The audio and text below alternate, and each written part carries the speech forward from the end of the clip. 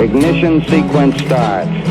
6, 5, 4, 3, 2, 1, 0. Liftoff. We have a liftoff.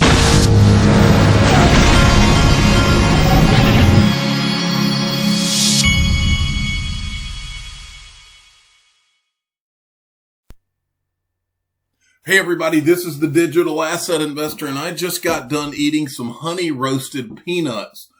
My sister left them at my house last night. I have not had honey roasted peanuts in a long time. I forgot how good they were, but I just had a few, and okay, those could be addicting. I don't need those around here. Okay, the Joker had tweeted this out today. Bitcoin is holding 18K levels as support. I expect more consolidation through December 16th, then gradually, Bitcoin going higher to 23K levels. All right. And here's his, little drawing that chart people understand that I don't understand because I don't do charts. That's why I have people like the Joker. Now, if you thought that what I was talking was crazy talk about nodes being on low orbit satellites like Starlink satellites through SpaceX, look at this that James Rule sent to me. This is a document from OMFIF, okay?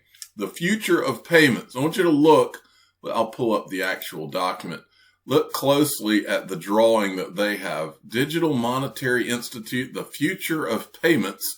And it's got a guy, he looks like he's holding his cell phone up to the nodes in outer space. So, no, we're not crazy. And it's like they've taken different currencies and they've put them in place of the little dots that are on the nodes. How about them apples? And by the way, as long as we're here, let's do a little search for Ripple in this document. It says right here, there are other models which still leverage and are linked to fiat value. For example, challenger fintech actors such as Ripple, which employ DLT to facilitate movements of fiat currency between financial institutions by acting as bridging digital assets. Every rock that you look under is Ripple. Okay? All right. Now, this was a tweet from Ashish Burla. 2020 has been the year of traditional FIs, financial institutions, and fintech, Square, RH, PayPal, etc., opening the door to crypto. In 2021, this trend will grow, and I think it's possible we'll see a notable crypto or fintech company acquire a traditional financial institution. Check out more 2021 predictions in this document here. And Ashish Burla actually was interviewed here. I guess he just wrote up a little write-up for this magazine or whatever. He says, the past 4 years, fintech and blockchain innovators can build visionary products, but don't have the regulatory support to scale widespread adoption. I predict crypto regulation is going to be a priority for the Biden administration. With streamlined processes for fintechs to apply for crypto licensing and single clear framework, crypto will get the boost it needs for unprecedented innovation and mainstream adoption. However, the regulatory uncertainty hasn't stifled innovation altogether. We've seen major companies like Square, Robinhood, PayPal making mainstream crypto adoption more of a reality. In 2021, I think there's a clear opportunity for Square's Cash App in particular to become the largest mobile money app in the U.S. ahead of Venmo, PayPal, and Zelle, giving more people access to crypto and other forms of digital banking. I predict we'll also see these platforms expand the assets they offer to consumers as well, like XRP. Institutional interest is growing exponentially within crypto. In 2020, we saw major banks and financial institutions like Standard Chartered, Fidelity, BBVA, not just proclaim interest in holding digital assets, but also providing trading and custody services for their customers. In 2021, I expect this trend will grow significantly. The line between crypto and banking is blurring, and it's possible we may even see a notable crypto or fintech company acquiring a traditional financial institution. Wonder which one could do that. Rather than the other way around, the tides are turning. I like that last line. The tides are turning. And by the way, for those of you that didn't know, I think everybody here knows, Ashish Burla is the general manager at Ripple. Okay.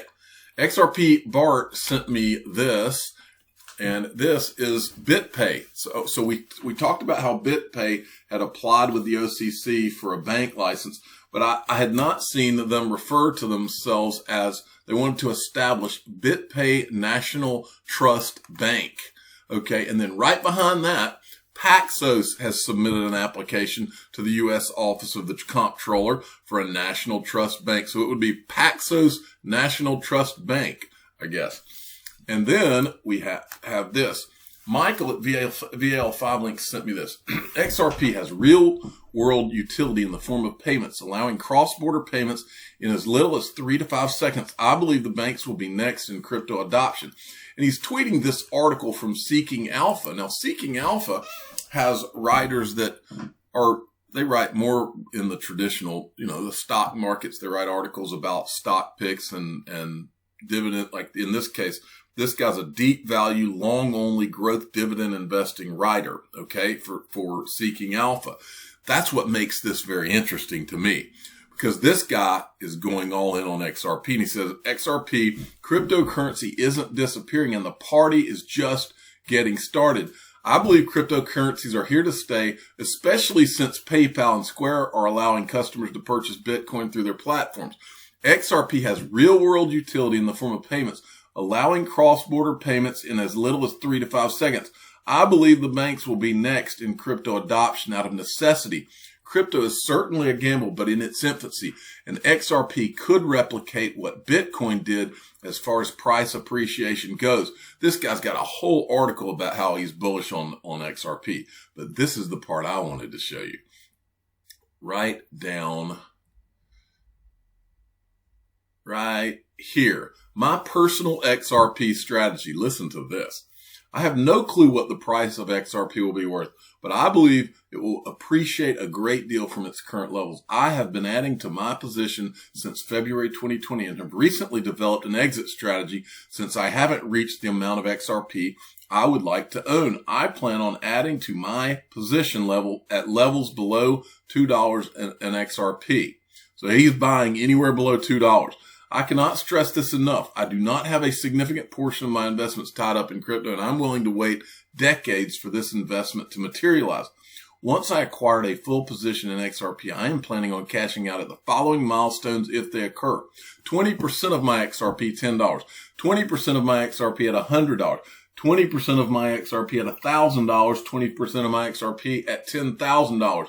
I will then hold the remaining 20% until a later date. Maybe this never materializes, but when you look at Bitcoin's meteoric rise, anything is possible. Man, that is exciting, because what's interesting is that this guy is not some guy that's been following XRP for a while. This guy is someone outside of crypto who's thinking that it could do those kinds of things, and that's cool. Okay, Crypto Dim sent me this. This is I guess kind of creepy somewhat.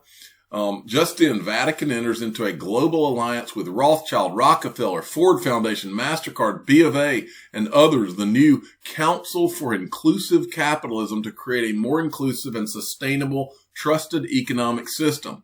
Well, the reason this jumps out at me is a few reasons. First, some of these same names are the people that created the Federal Reserve, and I don't think it's an accident that all of a sudden they're using the same terms that I've heard coming out of Ripple for the last 3 years. Inclusive, sustainable. I've heard these terms coming out of the World Economic Forum. I've heard them coming out of the IMF, the World Bank, the United Nations, the same words. Inclusive, sustainable. They all talk about climate change. They all use these words in reference to the Great Reset.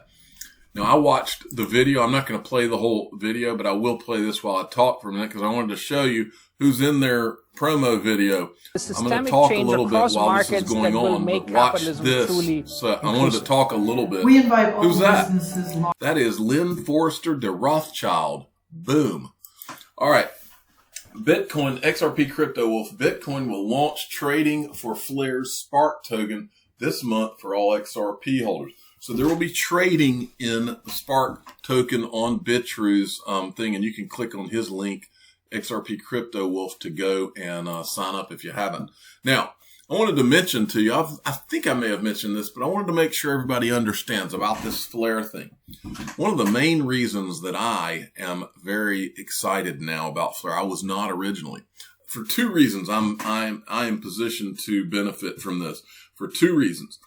When I started seeing the dominoes falling, like Kraken, Coinbase, and then we saw, who else did we see? Revolut. I started seeing the big boys falling in line. They know something, okay? And that combined with what Brad Garlinghouse says in the interview with Julia Chatterley right here is what has me thinking there's a third thing. A lot of these big exchanges are talking about halting XRP trading for this thing. The over-the-counter exchanges, big exchanges, and that is sending up all kinds of flags for me. Makes me think this is bigger than we realize. And it may not be something that happens immediately. It could be something that happens over time. But there's something afoot with this thing, and I think it's a big deal. Listen to what Brad Garlinghouse says at the end of this interview. So, and are there any plans to plug RippleNet into Flare functionality? You can see where I'm leading here. These are all leading questions. Yeah, nothing I'm ready to announce today. Oh, but that's also not a no. So you know what that reminds me of, that look on Brad Garlinghouse's face? It reminds me of the time that he was on Bloomberg, and it was right after somebody found a Bank of America patent that had Ripple written on the patent. And he was on Bloomberg, and they asked him about it, like right after it was all over Twitter. And he had that exact same look on his face as he had when she asked him that question, which tells me there's a there. Okay, now more on the flare. Now, I don't think that this is tied to the company Flare, but it's still an interesting response. The guy that's saying this is a BitGo guy. Name an airdrop that ever mattered. And Flare Finance, the only reason I'm showing this is because this thing has 8,600 followers. I don't know if this is, but don't take this at face value. I'm not sure that these guys have anything to do with Flare. This says, decentralized finance platform built on the Flare network. So somebody can confirm that for me. But anyway, what they said is interesting. 2 coming your way very soon. December 12th, Flare airdrop. May, June, July, Flare Finance airdrop. Trustless institutional grade smart contracts and decentralized finance. All right. Then there was this from Uphold. Here's all you need to know about the Spark token airdrop on Uphold. They've done a frequently asked questions that you can, if you just go to @Uphold Inc. on their Twitter feed, you'll see it. I'm not going to go through them. And then Steve Gulbranson sent me this. Whale alert, 225 million XRP was transferred from Ripple to Uphold. Now, what's interesting about this is that my understanding, and I could be wrong, but I thought I heard them say that Ripple was not going to participate in the airdrop. This would go counter to that. So I don't know what's going on there. Now, to the biggest news maybe of the last 3 years. MassMutual buys $100 million of Bitcoin, bets on institutional adoption with $5 million investment in new NYDIG stake. All right, let's talk about this. This is big. This is a big deal. This is the first major insurance company that is adding Bitcoin to their treasury. Okay, now look at this. Mike Novogratz says, this might be the most important Bitcoin news of 2020. An insurance company buys Bitcoin for its general account. This needs Fed approval. It's a huge deal. Just so you know, the largest life insurance companies in the world, in the United States, Northwest Mutual is number 1, New York Life's number 2, and MassMutual is number 3. This is a big, big, big freaking deal. And let me show you more of the reasons why.